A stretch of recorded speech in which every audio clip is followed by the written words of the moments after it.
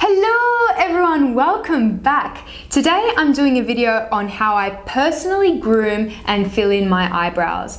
Now I approach everyone's eyebrows a little bit differently. There is no one technique or one size fits all, but at the very least you might get some ideas.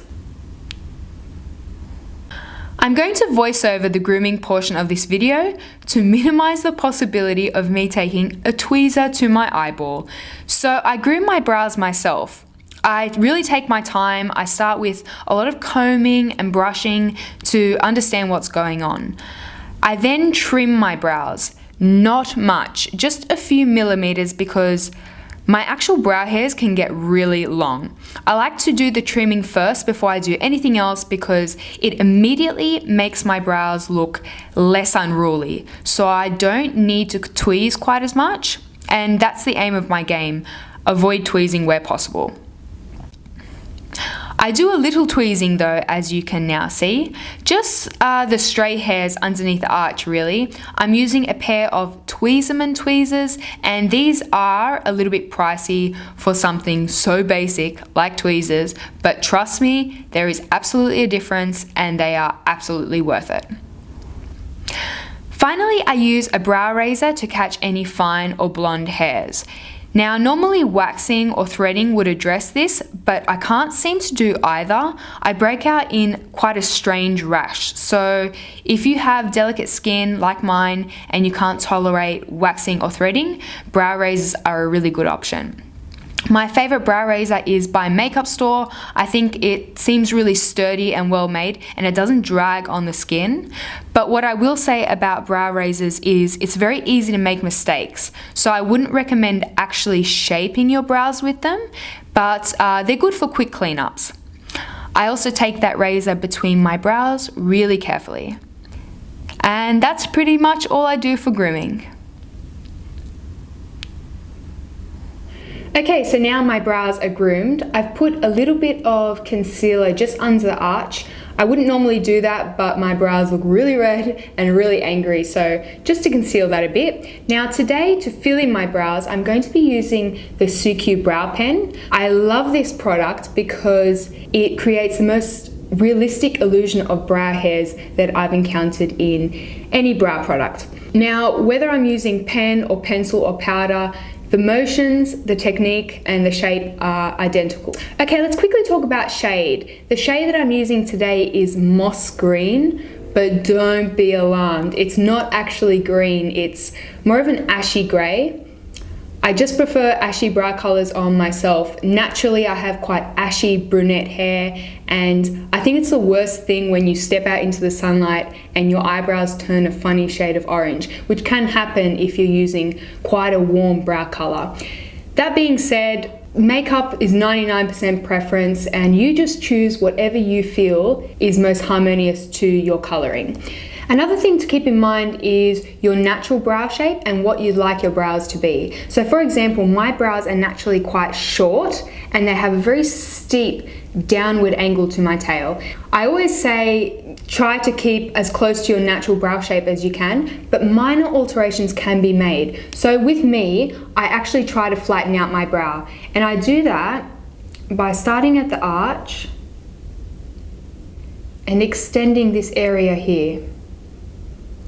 And I'm just using really feather light strokes in the direction that my hair grows. Now what you'll see a lot of on YouTube is the technique where you line the perimeter of your brows and then fill it in. I think that that looks awesome on some people, but I think on me it seems to overwhelm my features. I have quite small features, so do whatever you feel is best, but this gives more of a softer kind of effect. Lots of little fine feather light strokes.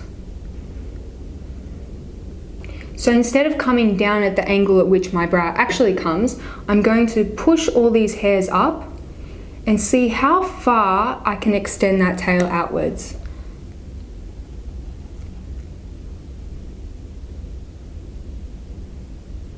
And I think it's really important to every few minutes just step back and look at your eyebrows from a distance, just to make sure that you don't go overboard. So I also want my tail to be a little bit longer than it is, so I lightly extend. So when you're filling in your brows, some people like to brush them upwards, some downwards. It really comes down again to personal preference. What I do is I actually push the hairs of the body sideways, and then the tail I push outwards. And again, this is because I'm trying to create the illusion of a more flatter brow. So I straighten the body and flick the tail outwards.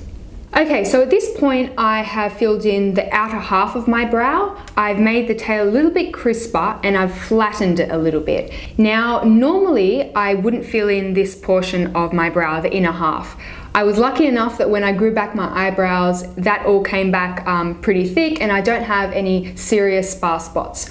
So generally I just leave it be, but if I want to get really technical, then I will take a bit of brow powder and just brush that through very lightly.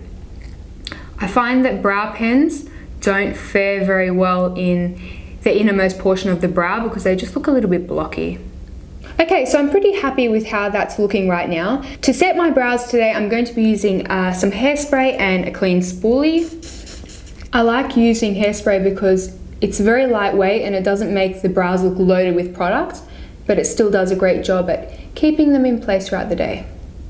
Okay, so I've gone ahead and I filled in my other eyebrow in much the same way. The last topic that I wanted to cover is brow asymmetry. So nobody's brows are exactly identical. For example, I know that my left eyebrow is slightly lower than my right and it's even more angular. My philosophy on this is get your brows looking their best individually. Getting them to look identical, I think, is a bit of an impossible feat, especially because they're likely positioned on your head differently. Nobody really notices, but if you'd like to make a few minor alterations, you can. What I do with my left eyebrow is I add a few extra strokes just on the arch to make it appear a little bit higher and a little bit more level with my other brow.